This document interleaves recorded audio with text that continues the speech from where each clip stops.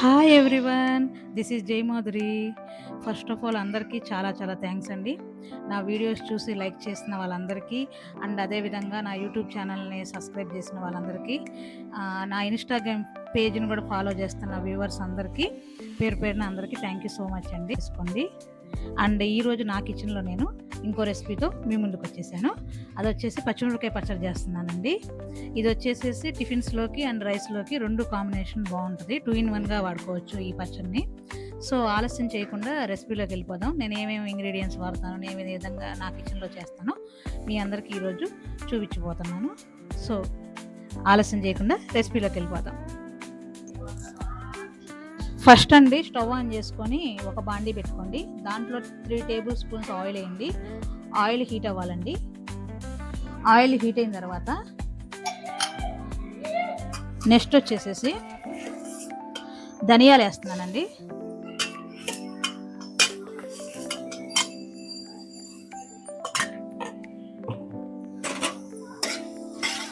ధనియాలు రోస్ట్ చేసుకోవాలి పచ్చివాసన పోయే వరకు.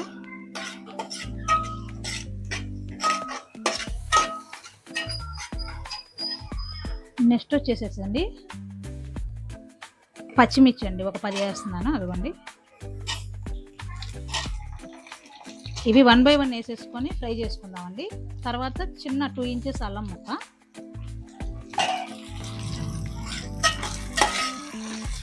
చిన్న మంట మీద వేపుకోవాలండి. ఇది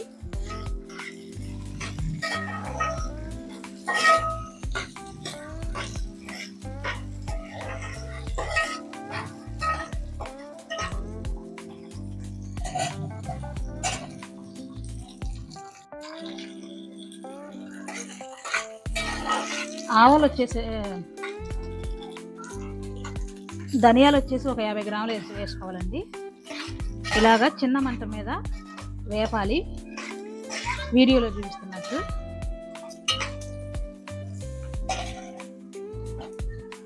అండ్ అదేవిధంగా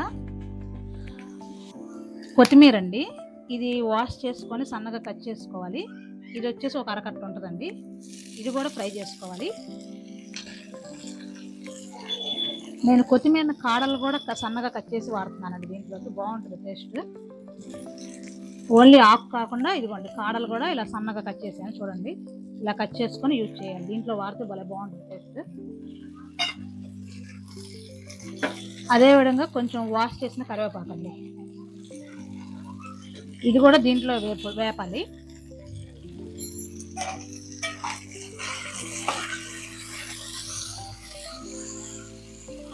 వీడియోలో చూపిస్తున్నట్టు.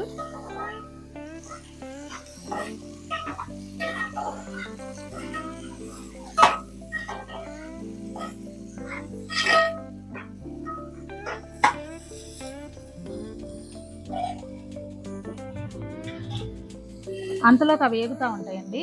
ఫస్ట్ మనం ఏం చేయాలంటే కొంచెం ఒక 50 గ్రాముల చింతపండు తీసుకొని శుభ్రంగా వాష్ చేసుకొని వేడి నీళ్ళల్లో నానబెట్టుకోవాలండి. ఇవి ఏగే లోపల ఇది నానిద్ది. చిన్న మంట పెట్టుకుని వేపుకోవాలండి. అంటే మనం పచ్చిమిర్చి వేసాము, చాలా ఘాటుగా ఉంటుంది అలా ఏం అనుకోవద్దండి. మనం చేసే విధంగా దేనికి ఎంతెంత వేస్తే కరెక్ట్గా స్పైసీగా ఏమి ఉండదు, నార్మల్గానే ఉంటుంది. టేస్ట్ బాగుంటుంది, హెల్త్కి కూడా మంచిదండి. ధనియాలు వేసాం, అల్లం వేసాం కాబట్టి ఇడ్లీలోకి, దోశలోకి, చపాతీలోకి, రైస్లోకి ఆల్ ఇన్ వన్ అండి. దేంట్లైనా దీన్ని ఉపయోగించుకోవచ్చు. ఇక్కడ వచ్చేసి ఒక టిప్ ఏంటంటేనండి, పెద్ద మంట మాత్రం పెట్టద్దు. చిన్న మంట మీద స్లోగా దీన్ని ఫ్రై చేసుకోవాలండి. మనం వేసిన ఇంగ్రీడియంట్స్ అన్నిటినీ స్లోగా వీడియోలో చూపిస్తున్నట్టు ఫ్రై చేసుకోవాలి.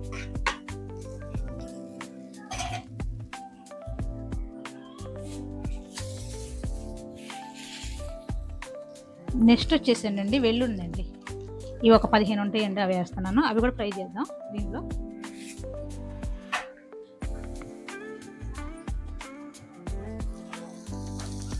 1/2 స్పూన్ జీలకర్ర అండి, ఇది కూడా నేను దీంట్లోనే ఫ్రై చేసేస్తున్నాను. ఇది మనం ఎయిర్ కంటైనర్ డబ్బాలో కానీ బాక్స్లో కానీ గాలిబోన్ డబ్బాలో స్టోర్ చేసుకోవచ్చండి.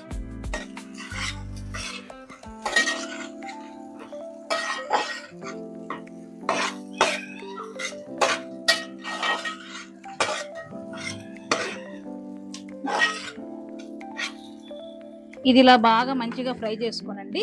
బాగా చల్లార్చనిచ్చి తర్వాత మిక్సీ పట్టుకోవాలండి.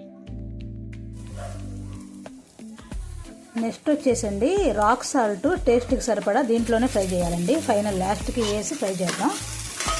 ఇది టేస్ట్కి సరిపడా వేసి ఇలా ఫ్రై చేయాలి.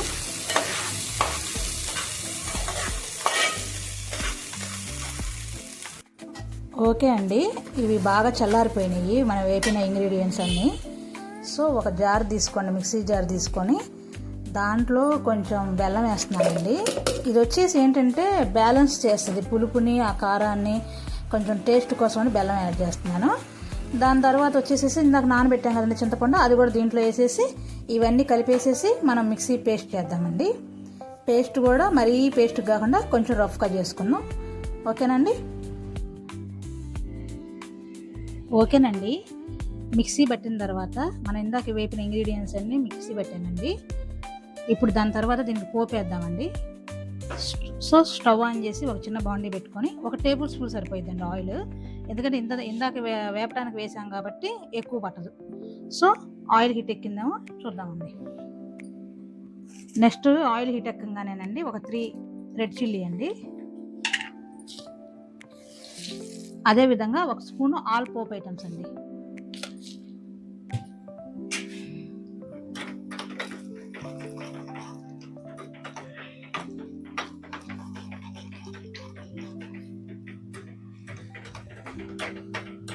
నేను వచ్చేసి కరివేపాకు అవి ఇందాక వేసేసాను కాబట్టి ఇప్పుడు దీంట్లో ఏమి యాడ్ చేయట్లేదు. అంటే జీలకర్ర కూడా నేనేమి యాడ్ చేయట్లేదు. Just red chilli all Pope items అంతే.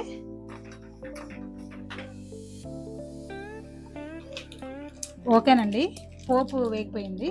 స్టవ్ ఆఫ్ చేసి జస్ట్ కొంచెం 1 ఇంచు ఇంగువ అండి అంతే, ఫ్లేవర్ కోసం.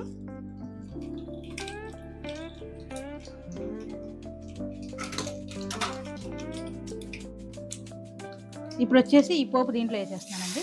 ఈ పేస్ట్లో పచ్చిమిర్చి పచ్చళ్ళు వేసేస్తున్నాను.